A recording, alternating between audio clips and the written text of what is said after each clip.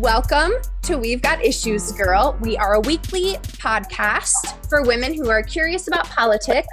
My name is Carrie. And my name is Sky. And today we're joined by our dear friend, Councilwoman Katie Moline. Welcome to the show. Hi, thank you. I'm so excited to be here. Since you formed this idea, I've been dying to be asked to be included. So this is so exciting for me. Obviously, we're friends, but I respect you both so much and what you've been able to do with this. So thank you for the opportunity to be part of your show. We're glad you're here. We want to introduce you to everyone too, because Katie is in a unique situation. She was appointed to Toledo City Council earlier this year and now is running in her first race, her first campaign for a special election this fall. So she's doing both. She's wearing both hats. So she's already in office and she's running for office, both at the same time, learning as she all goes. For the first time. Yeah. So I guess let's start off with the basic question that we ask most of our guests. How did you even get started in politics? Oh, wow. So, I have to say probably started very young age. Obviously, I was a very curious girl, and I always heard my dad and my jaja talk about politics all the time. So I always kind of wanted to be in the know like them. And I read books about presidents, but I always wanted to learn really more about the first ladies, right? And what did they do and how did they become accomplished? And then I remember having Congresswoman Capter actually come to our grade school.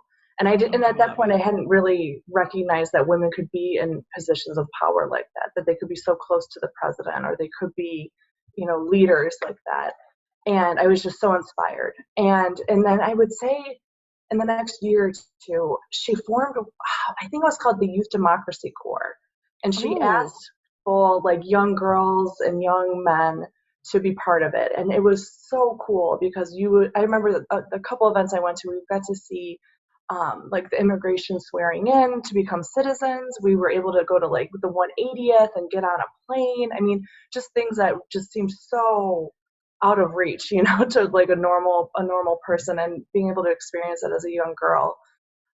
That's really how I first got engaged. And then the reality, the more present term, is still with my journey continued with her. So I started working in her Toledo office back in 2006. I started an intern for her, and that just changed the whole trajectory of my life. So I interned for her. I went away to do my master's, and then while I was gone, I did it in St. Petersburg, Russia. I came back to Toledo and started working in her Toledo office. So that's really how I got my start in politics. I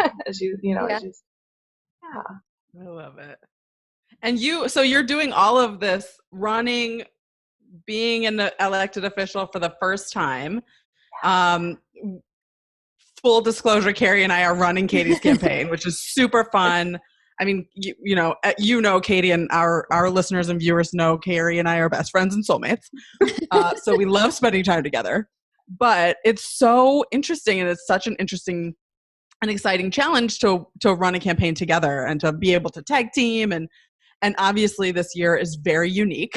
So what did you expect this campaign to be like, and what has it morphed into? Well, I mean, so first of all, you are an amazing campaign team, and I don't know how many people get lucky enough to have two managers like I do.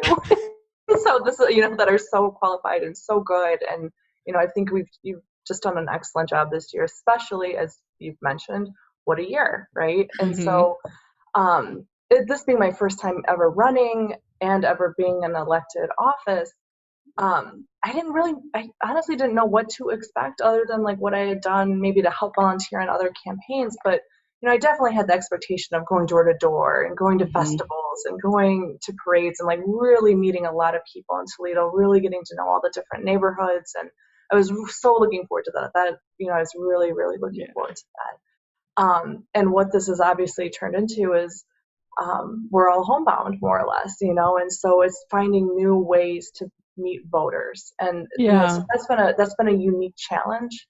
And the other unique challenge has been, how do you fundraise? And I know when COVID first hit, what I think our first campaign meeting, I said, I don't feel comfortable asking people for money right now, because I just saw the headline, like 22 million Americans just lost their jobs, right? And I know we were all sensitive to that. And, and then as we started to stabilize or just figure out how life was going to move on, obviously that had to, that changed a bit. Where, now the reality is, oh, okay, I still have to run a campaign. And we still have to pay for stuff. I still need to pay for stuff, right? And so, but how do you shift that and how do you redirect it? So I think we've done an excellent job of really finding the new platforms, which is virtual and digital, to try to meet voters where they are in a way more unique way than has probably ever been done before. And on that note too, you shared something with me that was interesting. Carrie, I think you're the one that said that campaigns were really starting to move towards that digital platform. And this just kind of like pushed you off the cliff. It just was like if you were at all inching that way in the campaign world, now you're just forced to, and so I think because you had some savviness in that already, I was in a much better position than if I hadn't embraced, this new virtual and digital reality that we're in right now. Yeah. And it certainly forces the issue. And in a way it's kind of sad though, because like we're able to transition to this digital platform, but we're missing out on so many of the like fun parts of campaigning, like all the festivals and parades and stuff. Like I know we're all dying to walk in like your neighborhood parade, the Blessed Sacrament parade. Like, is that even going to happen? And so like part of me is like sad, because I thought this whole summer would be full of like festivals and parades and like the retail aspect of campaigning. And instead we've had to really kind of get creative and how to reach people, because nobody's leaving their house, including us. So it's like, what do you do when you don't have parades and festivals to talk to people? You got to get a little creative. You do have to get creative. And you just think, if someone's not even on like a social media, you really can lose a lot, right? I think when you go to a parade or you go to a festival, you run into people, that you might not otherwise like be on the forefront. And so I'm really missing that as well. Obviously I'm missing a lot of things, a lot of friends, and I know, but it's that's a challenge, right? But I think we're making the best of the situation. Yeah. Well, and we're doing all of these fun, creative things, like having Zoom fundraisers. So we'll deep dive into Katie and like more stuff, but let's talk about, I'm super excited for your fundraiser coming up on August 20th. Yes. We'll link to it in the comments and promote it in here, but we've done one of these so far. Let's talk about how it went. I had so much fun. Yeah. It's so funny. I did too, and I think it helped because the way we designed it, I thought made it fun, because we were kind of in this space where I was able to do a one-on-one with one of my good friends, and again, someone who I look up to, Rebecca Shope, and we were able to have this like really dynamic Q&A. We also had participants come in with questions that I could answer live in real time. So you kind of did get that fundraising feel, like I'm going to this so I can have, the opportunity to talk to somebody one-on-one. And so I thought that was really cool. And this one I'm looking forward, the one that's upcoming, I'm so excited about. I think before everything went into quarantine, we were planning on doing a woman's focused fundraiser. I think that's so important to who I am and like what I care about in elected office, and, inspiring other women and helping other women. And so it's been so cool to plan this one where we're, 100 women for Katie. That's a big number too. I think we're on our way there, but it coincides so perfectly when you think of, the history of our country, right? Mm-hmm. Where August celebrates the right to vote for women, and I know we've acknowledged that the full actualization of that really didn't happen until 1965's Voting Act, but you can't dismiss the importance of that amendment and the fact that gave the right. What happened later enforced it and made it better and broader and made our country better. But that 19th Amendment changed our world, right? And it changed our ability to be leaders and be full humans, right? Be full citizens of this country. So anyways, that's really big, but I'm glad we have the opportunity to celebrate. And I just think it creates a real intimacy that you don't normally get at a fundraiser or, just running into you at a festival or, shaking hands at a parade. It's really a great opportunity to get to know you. Yeah. It's really cool. And that's, I've only had one live fundraiser before we went into, quarantine. Yeah. I don't know if that's the right way to say it, quarantine or when we started down. But I really like the Zoom because it's almost more efficient, and not that you don't want to have that social, but it really gives you that chance to get your message out, talk about yourself, have people get to know you, and then it's done. You only you're there for 20-30 minutes, and you can accomplish everything you want without having to leave your house or having to go buy a drink or having to do exactly those extra things that there are things about this pandemic that I am happy about, and I don't want to go back to normal, and Zoom is one of them. We're in Monday night, we were in a Zoom ethics training, and we had a ton of participants because it's you don't have to go anywhere. You don't have to go all the way down to headquarters. You can just do it from your couch. And even some of the clubs that I'm in, Mommy Democrat Club, we're having double the attendance because people don't have to leave. So some of it is convenient. And so Katie's Zoom fundraiser is going to be hosted by Ohio State Representative Lisa Sebecki, who has just been phenomenal and a great mentor. She was a great mentor to me last year. An unexpected mentor too, because I really didn't have a relationship with her before. And she just approached me and said, have you thought about this? Have you done this? Just checking in on you. She'd call and check in. And it looks like she's doing the same for Katie too. And it's oh yeah, these are the type of women leaders that we need. And so thank you to Lisa Sebecki for hosting this event. Because I think it's really awesome to have women stick together. That's the whole reason that Sky and I started this podcast, is to make politics feel more accessible to women, but also when you're running for office, to have other women to lean on, because let's face it, it's a boys' club. Politics is still a boys' club. It's still dominated by men. So I guess that kind of brings us to the next question. How has it been as a female? And I know this is something that you and Lisa will probably talk about at the fundraiser too. But do you think you're treated differently, either in the campaign or as a legislator? Do you see a bit of a difference? Sometimes. You can't deny even just the optics, right? There's at this point 3 women on Toledo City Council, right? And then you see that we're obviously the minority. And I think what happens a lot with women in powerful positions or in elected office or any time you're leading an organization is you always seem to have these concerns that a lot of other people, men don't have to concern themselves with as much, right? That emotional energy of always having to have the right appearance or having, I feel you're under a much different microscope than if you're a male. That's not to say that men don't care necessarily what they look like, but I think there's just more scrutiny when it comes to women and how you present yourself and how, I think a lot of women, and this is for, all women, it's you get raised with this being likable. And then you get into this position where it is important that you're likable, but you also have to be strong.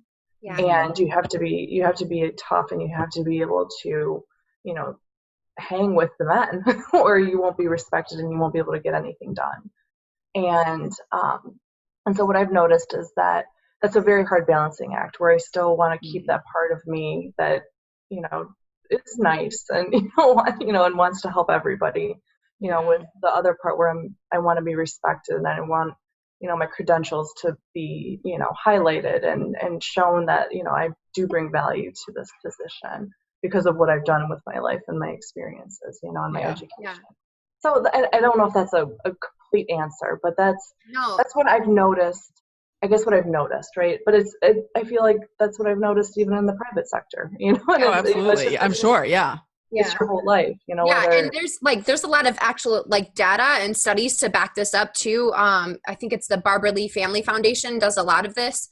I did a deep dive before I decided to run, but I mean, yeah, the likability factor for women is huge. And so, but like women candidates have to be both likable and competent. So you have to prove that you have either the experience or the education or some type of background to prove that you're worthy of the seat, but also you have to be likable enough to get the votes. Where men, I swear to God, like the data is not there for the same. So they can just like wake up out of bed and be like, oh, I have no experience that is valid for this position, but I'm just going to run for it anyways. And like they get elected all the time. Like we see it happening. We'll see it with our president. We see it happening all the time where like, it's just women, there's a different standard for women, unfortunately. Will it change with more of us running? I think absolutely. We just got to keep going.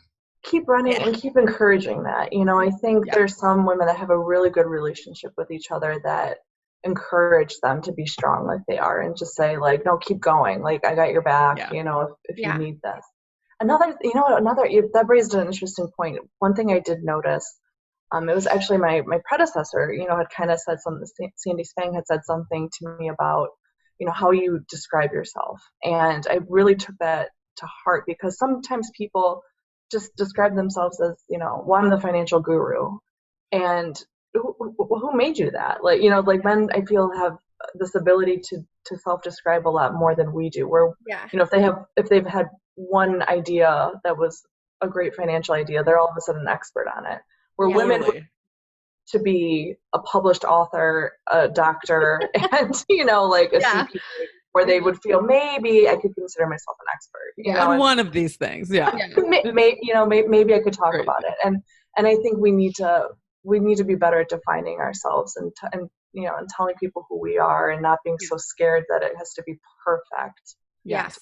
To be able to be, you know, considered worthy. You know, you said that worthiness. That's so interesting. You know, that whether it's a job application or running for office, you know, the number of boxes we think we have to check before we can do it is incredible. And I hope we can be part of a generation of women that starts to eliminate that, you know, there are people have worthy experiences, and that makes you qualified to run, you know. Absolutely. Speaking of being a badass, you were appointed in January. You have hit the ground running. I just can't tell you how impressed I've been to hear about all of the really important legislation you're working on. So talk a little bit about what you're most proud of and what you're working on now. Well, I mean, I feel like I've hit the ground running, you know, but it's so exciting and I love doing it. So I feel like it's, you know, I'm like actualizing, you know, my dreams in a way, you know, where I actually feel like I can do something productive and good and meaningful and hopefully inspiring. But with council, obviously, where we have, you know, where we get our work done is legislation. And so, you know, I learned that right away that that's really how you can start, you know, making your mark and really start improving lives or, you know, or whatever your goal is there.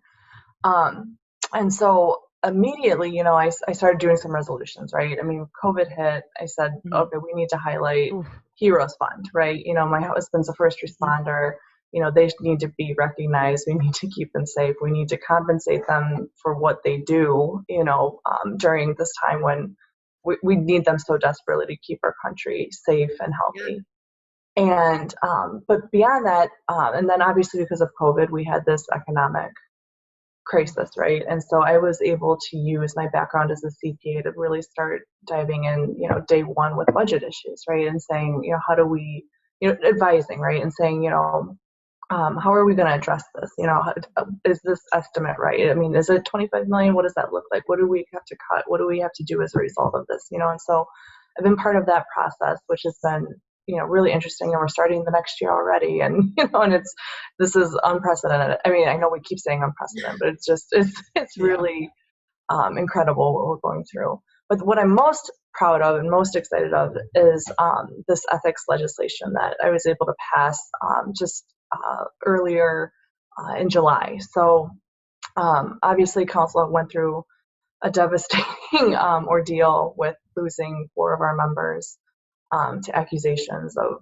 public misuse of public office, right? Yeah. And with that, I think there was a need to highlight ethics reform at the city level because we need to show the public, we need to show citizens that they can trust our government, that we're not doing this for our own interests, we're doing it as a service to the citizens, right? And so with that, I was able to create legislation that was passed unanimously where we strengthened our ethics laws. We increased training for us. And the last piece is forming an ethics committee, which we're going to get started and hopefully vote on it pretty soon to get that committee going, where we can really dig in and really look at what more we can do. We're not unique.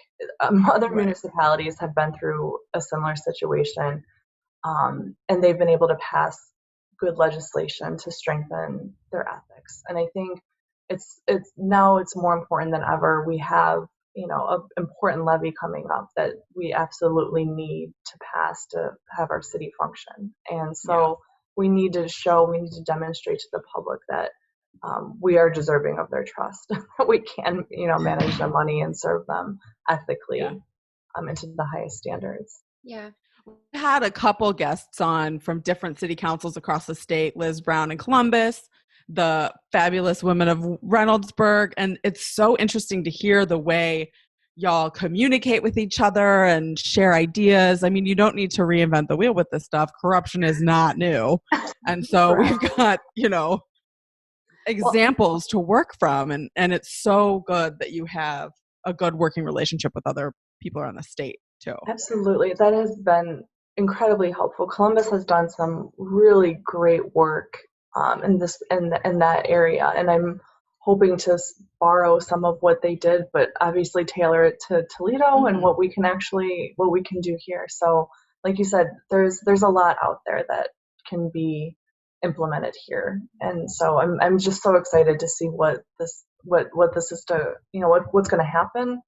And again, with this committee, I intentionally legislated it so it would be an ad hoc committee. So my goal with that is we meet, we get legislation, we implement it, and we're done. This isn't going to be a committee that needs to meet in perpetuity because we're going to address the problem. And, by the end of this year, we're going to know what we can do, concretely to serve our citizens better and more ethically.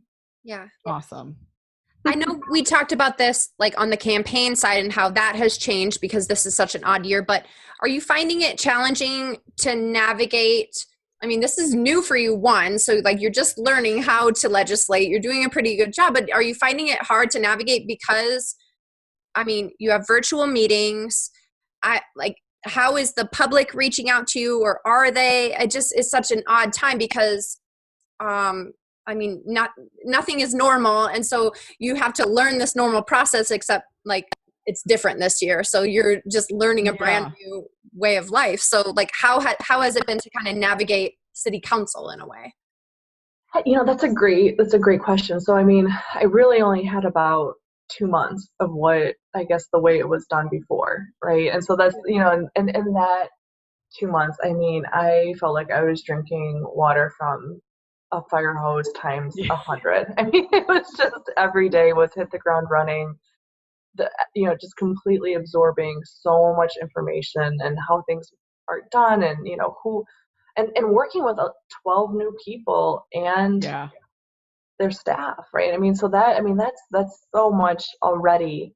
And then learning the legislative process on top of it. But I've been really blessed with having, good people that have been working with me and helping guide me, and great support staff, that have definitely made it easier, I think. As far as the virtual component, one thing I've noticed, I'm on my phone all the time now, and everything seems to take a little bit more effort, where if I were working on the floor, I probably run into people, and you could probably, you'd know a lot more about how people are feeling about legislation or how they're feeling about certain issues, where when, you have to call everyone directly now, or you have to wait until you can debate it, live on Zoom, which is fine. I mean, that's the process. It's just very different. There's no more of that. There's no body language you can read. There's no, running into. There's no running into each other outside of your city council offices. Right. That's it's a challenge.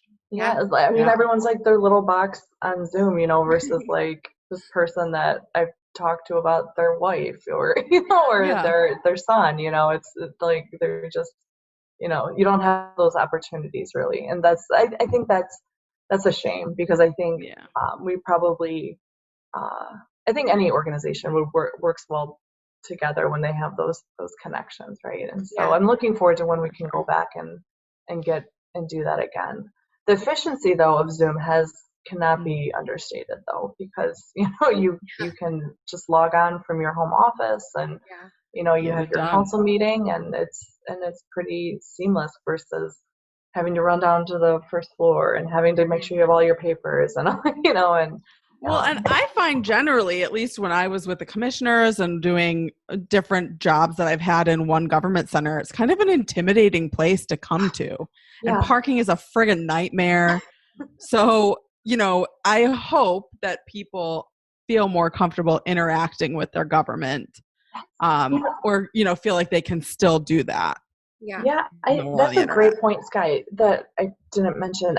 I've been hearing a lot more participation, honestly, since we've been doing Zoom, and whether that's like what I've heard the most is that people actually watch City Council now. Where it was always recorded, it was always accessible, but no one really tuned in. And now, because we have this digital platform, people are actually watching our meetings now, and I think we're getting more communication as a result. And so, I mean, most communication, I would say, is through email, it seems like. I mean, we get phone calls too. But what we're also just going to implement, I think, starting today, City Council, is this e-comment feature on Legistar. So Legistar is kind of our platform for how we do all of our city business for City Council. And so you can, as a citizen now, go to legistar.com for Toledo City Council, and there's an e-comment feature where you could just comment on pieces of legislation, and then those will get into the record. And so I'm really hoping citizens will take advantage of that, and we can have more feedback and more participation. So I'm excited about that. I've never heard of that before. That's so great. No, that really is too, because I've seen other communities, the one that I live in, they're really not taking public comment the way that they're doing their meetings. And like sometimes that's, in my experience, that's the best part of city council meetings, because sometimes you get fireworks, sometimes you get real angry people. Some people get thrown out of city council meetings, right, Sky? I think your dad did once. One time my dad did. So like that's the best part. And so I guess now if you could e-comment, I don't know if you get thrown out, but well, I think the e-comment too is it's less intimidating than thinking you have to write this formal letter or this email or this, okay, now I have to look up everyone's address, or, then you just don't do it and you don't participate. But that's not what our democracy is about. So I'm looking forward to seeing how it's utilized, if it's utilized, and what the actual feedback looks like on this new feature that we have. Awesome. Cool. So what advice would you give to a woman who's interested in running for office? Oh, you get involved. I mean, that's been my mantra, and that's, I think, helped me through my career in its many forms, is getting involved. So if you want to get into elected office, right, start meeting with someone who is in elected office, so you can actually get to know what their day-to-day is, and if you would even want to do it. I think sometimes you have ideas of what it would look like, and then when you live it, you go, oh, maybe that's not the actual job I want. Maybe I want to actually be like the press manager for somebody, or maybe I want to be maybe I just want to work on the campaign side. Maybe I don't want to be the front person, and so I think getting those experiences, if you could even just shadow someone or intern for someone those are great options. But beyond that, getting more involved in your community, I can't emphasize enough. So again, my route in politics, while I worked for Congresswoman Capter, I left her office and became a CPA. And so the route I took there and getting involved was I really started getting more involved in my community. And that took the shape of being, Chair of EPIC Toledo. EPIC Toledo is the young professional organization, largest one in the region. I became treasurer of Family House, which is a family homeless shelter in Toledo. And by getting involved in all these different things, you meet so many people. You really get to know your community. And I think if you're in elected office, you really need to have that. You really need to know what the needs are. You need to be involved in things that inspire you too. That's always why I loved EPIC, because it to me always represented this future brightness of our region.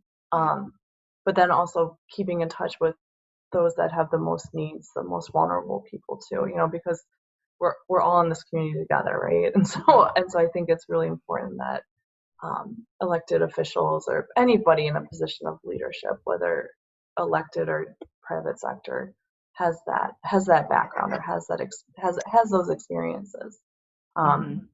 So that's what I would advise for a young woman being interested. But don't be shy either. I mean, that's the other part. I know sometimes it can feel intimidating, or you have to be perfect, or I think a lot of people want to help someone else. I remember always hearing that in every mentoring type program I went to, is just I think people want to help you, and it's never been more true. I think if you can if you reach out, someone will help you. I can't imagine anybody I know in elected office just being like, no, get away, or I don't have time for you. I don't know anyone that would be like that. So that's awesome. I guess that's how I would approach it. So we will post about your fundraiser for everybody, and we'll link it in our show notes and stuff. But tell everyone how they can reach you, where they can follow you, where they can donate, and give. This is your chance to give your little pitch right now of what you need. Oh my gosh, no pressure, right? Just don't forget anything. Okay, hopefully you can help me if I being my dream team. So I have a website, electkatiemoline.com, www.electkatiemoline.com, and so that's kind of my platform. So if you want to learn just a little bit more about me, you want to get in touch with me, you want to donate to my campaign, that's a great site. We're also, again, because I have the best campaign team, we're really going hard on social media, and I'm really proud of what we've kind of created with our Facebook page for the campaign. And so that is Katie Moline for Toledo City Council. The Facebook page, we're doing videos there. We do a lot of posts. We, a lot more about my background, a lot of photos, so get to know me there. And obviously you can send me a message there if that's easier as well. So I think those are the two main platforms. Obviously on the professional side, I'm a Toledo City Councilwoman. So if you want to go to City of Toledo website and, City Council, I'm also reachable there. So any way you want to reach out, I am here to listen and meet with you. Cool. You nailed it. Okay. That was awesome. So thank you so much for coming on the show. This has been great. I'm glad that our listeners can get to know you a little more and see how Sky and I run a campaign too, because we really enjoy doing this, but we're happy also that we get to do it for a friend too. So this is more than just work. It's helping a friend get elected too. So it's been fun to help you, and it's also been fun to have you on this show. So thank you for doing this show, and we'll post all the links so everybody can follow Katie. Make sure you attend her virtual fundraiser too on August 20th, because we need 100 women for 100 years of come through, girls. So, yes. So to wrap things up, this has been another episode of We've Got Issues, Girl. Thank you for joining us. We'll be back again next week with a brand new episode. Don't forget to double check your voter registration. You still have time in almost every single state, if not every one of them. Request your absentee ballot right now, your mail-in ballot for the states that can. You can in Ohio, so request it right now so you can just get it in, get it done, take care of it. Nothing to be afraid of come November. So again, this has been an episode of We Got Issues Girl. Our music today is, as always, is by Breakmaster Cylinder. This has been a Girls Media production. Don't forget to check out our other shows on Girls Media too, like Girls, Atta Girl, Glow Girl. We got some great content out there. You can listen to us every day of the week if you really want. So thanks again for tuning in. Thanks, y'all. Goodbye, everyone.